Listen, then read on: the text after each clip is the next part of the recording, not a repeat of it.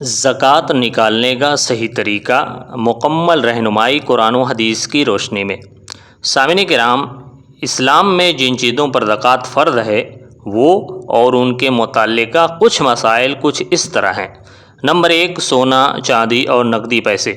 سونا چاندی میں زکوٰۃ فرض ہے بشرطے کہ ان کی مقدار مقررہ نصاب کے برابر یا اس سے زیادہ ہو اور اس کی ملکیت پر 1 سال گزر چکا ہو۔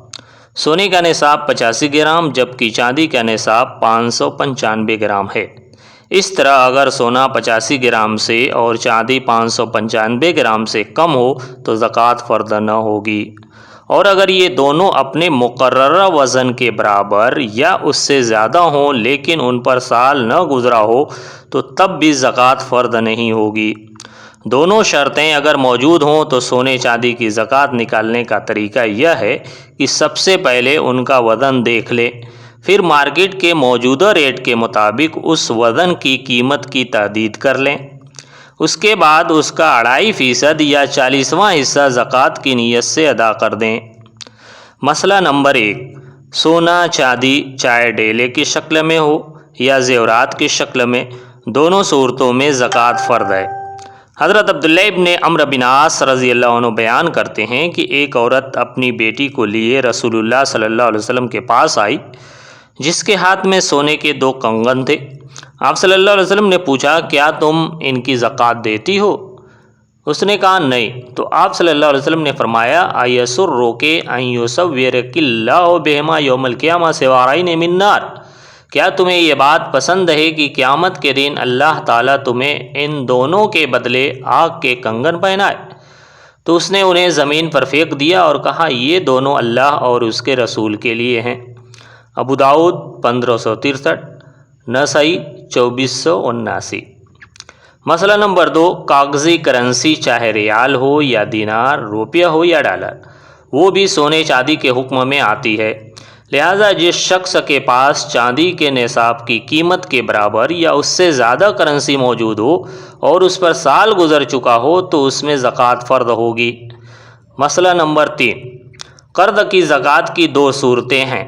پہلی یہ کہ مقروض قرضہ تسلیم کرتا ہو اور اسے جلد یا دیر سے واپس کرنے کی طاقت بھی رکھتا ہو، یا مقروض تو قرضے سے انکاری ہو لیکن عدالت میں کیس کر کے اس سے قرضہ واپس لینے کا یقین ہو، تو اس صورت میں قرض کی رقم کی زکوٰۃ قرض خواہ کو ادا کرنی ہوگی، اور اس کا طریقہ یہ ہے کہ سال کے اختتام پر جب موجودہ مال کا حساب کیا جا رہا ہو اس کے ساتھ قرض کی رقم کو بھی ملا لیا جائے اور ٹوٹل مبلغ کا 2.5% بطور زکوٰۃ ادا کر دیا جائے۔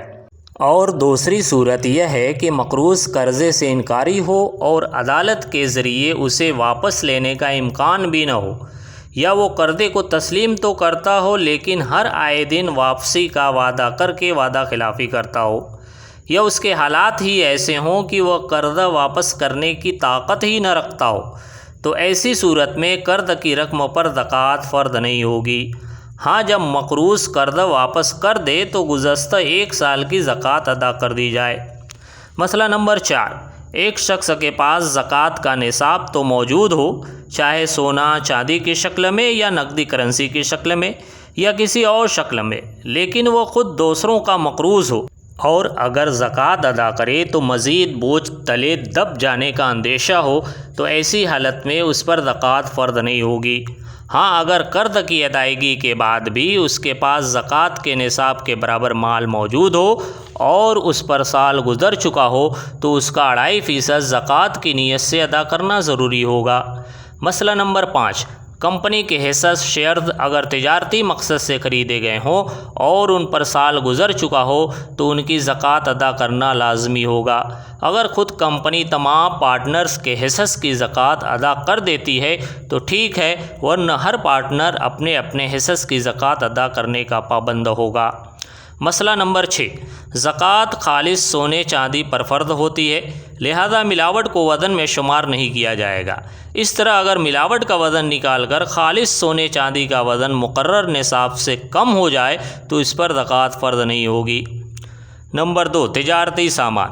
دوسری چیز جس پر زکوٰۃ فرض ہوتی ہے وہ ہے تجارتی سامان، اور اس سے مراد وہ تمام اشیاء ہیں جنہیں تجارت کی نیت سے خریدا جائے، چاہے مقامی مارکیٹ سے یا باہر سے درآمد کر کے۔ اس طرح وہ تمام چیزیں اس حکم سے نکل جاتی ہیں جنہیں کسی نے اپنے ذاتی استعمال کے لیے خریدا ہو، مثلاً گھر، گاڑی اور زمین وغیرہ، تو ایسی اشیاء پر زکوٰۃ فرض نہیں۔ اور اسی طرح صنعتی مشینری، آلات، اسٹور اور ان میں پڑی الماریاں، دفاتر اور ان کے لوازمات پر بھی زکوٰۃ فرض نہیں، کیونکہ ایسی تمام اشیاء ایک جگہ برقرار رہتی ہیں اور انہیں بیچ کر تجارت کرنا مقصود نہیں ہوتا۔ تجارتی سامان کی زکوٰۃ نکالنے کا طریقہ۔ سال کے اختتام پر تاجر، چاہے فرد ہو یا کمپنی، کو چاہیے کہ وہ اپنے تمام تجارتی سامان کی مارکیٹ کے موجودہ ریٹ کے مطابق قیمت لگائے، پھر اس سے سال بھر جو نقدی کرنسی رہی ہو اسے اس میں شامل کر لے۔ اسی طرح اس کا جو قرضہ قابل واپسی ہو اسے بھی حساب میں شامل کر لے، اور اگر وہ خود مقروض ہو تو قرضے کی رقم نکال کر باقی تمام رقم کا 2.5% یا 40واں حصہ بطور زکوٰۃ ادا کر دے۔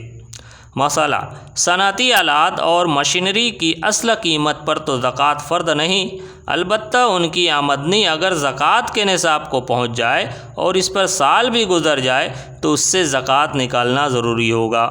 اور یہی حکم کرائے پر دیے ہوئے مکانوں، دکانوں اور گاڑیوں وغیرہ کا بھی ہے کہ ان کی اصل قیمت پر زکوٰۃ نہیں، کرائے پر ہے، بشرطِ کرایہ نصاب کو پہنچ جائے اور اس پر سال بھی گزر جائے تو اس کا 2.5% ادا کرنا ہوگا۔ البتہ ان اشیاء پر ادا کیے جانے والا ٹیکس اور ان کی دیکھ بھال پر آنے والے دیگر اخراجات ان چیزوں کی آمدنی سے نکالے جائیں۔ اسی طرح اگر مالک کا کوئی اور ذریعہ معاش نہیں تو وہ اپنے اور اپنے بیوی بچوں کے جائز اخراجات بھی آمدنی سے نکال لے، پھر جو رقم باقی ہو اس سے ادا کر دے۔